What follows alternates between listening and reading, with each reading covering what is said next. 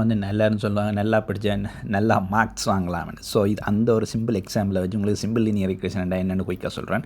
So பார்த்தீங்கன்னா வந்து இப்போ ஸ்டடி ஹவர்ஸ், அதாவது ஸ்டடி ஹவர்ஸ்ன்னு சொல்லி நாங்கள் ஒரு நேரம் படிக்கிறோம்னு சொல்கிறது ப்ளஸ் மார்க்ஸ். அப்போ நாங்கள் படிக்கிற நேரம் கூட மார்க்ஸ் வந்து கூடுதா இல்லை குறையுதா என்ற ஒரு அனலைஸ் பண்ணுறதுக்கு வந்து நாங்கள் சிம்பிள் லீனியர் ரிக்ரெஷனை காமனாக யூஸ் பண்ணோம். ஸோ சிம்பிள் லீனியர் ரிக்ரெஷன்றது நீங்கள் ஈஸியாக இன்னுமே அண்டர்ஸ்டாண்ட் பண்ணோம்னா ரெண்டு வேரியபிள் எடுத்து அனலைஸ் பண்ணுவோம். இந்த ரெண்டு வேரியபிளுக்கும் ஏதாச்சும் ரிலேஷன்ஷிப் இருக்கா, அந்த ரிலேஷன்ஷிப் அப்படி எதுவும் ரிலேஷன்ஷிப் இருந்தால் அது பாசிட்டிவாக இருக்கா இல்லை நெகட்டிவாக இருக்கா. ஸோ நீங்கள் வேர்டில் பார்க்கவே தெரியுமே சிம்பிள் லீனியர் என்ன. அப்போ லீனியர் என்னது வேர்டு என்னதை சொல்லுதான். இப்போ நான் கீழே ஒரு கிராஃப் அண்டு போட்டுருக்கேன். இந்த ரிலேஷன்ஷிப் அப்படி இருந்தால் அந்த ரிலேஷன்ஷிப் வந்து பார்த்தீங்கன்னா லீனியராக இருக்குது. இப்போ இதில் பார்த்தீங்கன்னா எங்களோட சிம்பிள் லீனியர் ஈக்குவேஷனை பார்த்தீங்கன்னா π7mx+ இது ஆல்ரெடி நீங்கள் கட்டாயமே கேள்விப்பட்டிருக்கக்கூடிய ஒரு ஈக்குவேஷன். அதில் பார்த்தீங்கன்னா இங்கே ரெண்டு வேரியபிள்னு சொல்லிக்கலாம் வந்து ஒன்று இண்டிபெண்டன்ட் வேரியபிள் ஒன்றுமே இல்லை. எங்களோட ஸ்டடி ஹவர்ஸை தான் நாங்கள் அனலைஸ் பண்ண போகிறோம்.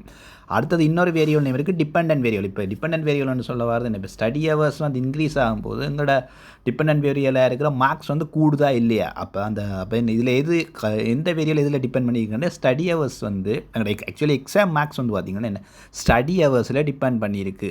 அப்படி உண்மையிலேயே டிபெண்ட் பண்ணியிருக்கா இல்லையான்றதை அனலைஸ் பண்ணுறதுக்கு யூஸ் பண்ணக்கூடிய ஒரு சிம்பிள் டெக்னிக் தான் இந்த சிம்பிள் லீனியர் ரிக்ரெஷன். ஸோ அதுதான் உங்களுக்கு ஈக்குவேஷனை போகிறோம். இதில் பார்த்து பையன்றது ஒன்றுமே இல்லை, எங்களோட எக்ஸாம் மார்க்ஸாக இருக்க போது. எக்ஸ்ன்றது வந்து என்ன எங்களோட ஸ்டடி ஹவர்ஸாக இருக்கும். வந்து எம்என்று சொல்ல வரது ஸ்லோப்புன்னு கொமனாக தெரியும். பட் இங்கே வந்துட்டு ரேட் ஆஃப் சேஞ்சுன்னு சொல்லலாம். ஸோ ரேட் ஆஃப் சேஞ்சுன்னு சொல்ல வரதுன்னு இப்போ நாங்கள் ஒரு எக்ஸ்ட்ராவாக ஒரு ஹவர் படிக்கிறதால வந்து எங்களோட மார்க்ஸ் வந்து எவ்வளவு சேஞ்ச் ஆகுது, இது இன்க்ரீஸ் ஆகுதா இல்லை குறையாதுன்றதை அனலைஸ் பண்ணுறதுக்கு நாங்கள் கொமனாக யூஸ் பண்ணுறது. ஸோ இங்கே சிம்பிளாக வாங்க இவங்க இந்த கிராஃபை பார்த்தீங்களா கீழே இருக்கிறது வந்து கொமனாக வந்து இந்த ஸ்டடி ஹவர்ஸ் இன்க்ரீஸ் ஆகும் எங்களுக்கு என்ன மார்க்ஸ் வந்து கூட்டிகிட்டே போகுது. ஸோ அப்போ நாங்கள் என்ன ஒரு ரிலேஷன்ஷிப்பை கண்டுபிடிக்கணும். இந்த சிம்பிள் லீனியர் ஓகே நாங்கள் கூட படித்தோம்னா கூட மார்க்ஸ்.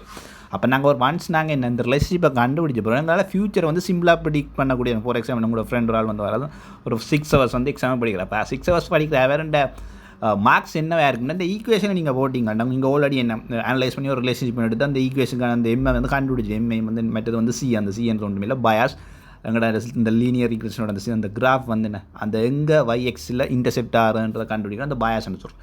அப்போ அந்த வேரியபிள் நீங்கள் என்ன கண்டுபிடிச்சி வச்சுக்கலாம். அந்த கன்ஸ்டன்சியை நீங்கள் கண்டுபிடிச்சி வைக்க. இப்போ 6 ஹவர்ஸ் படிச்சு உங்களோட ஃப்ரெண்டோட மார்க்ஸை நீங்கள் டேரெக்டாக ரீப்ளேஸ் பண்ணும்போது என்ன உங்களுக்கு ஹவர்ஸ் தெரியும் 6 ஹவர்ஸ் பயாஸ் நீங்கள் ஆல்ரெடி கண்டுபிடிப்பீங்க. கன்ஸ்டன்ட் ரேட் ஆஃப் சேஞ்ச் அந்த எப்சிலாப்னு தெரியும் கண்டுபிடிக்க டேரெக்டாக வந்து நேரட்ட மார்க்ஸ் வந்து என்ன உங்களை ஈஸியாக வந்து ப்ரிடிக்ட் பண்ணக்கூடியதான். இதான் என்ன சிம்பிள் லீனியர் ஈக்குவேஷன். அகெயின் இதை பற்றி ஃபர்தராக பார்க்கணுன்னு என்னோட சேனலில் பாருங்கள். மறக்காம சேனலை சப்ஸ்கிரைப் பண்ணுங்கள். நன்றி, வணக்கம்.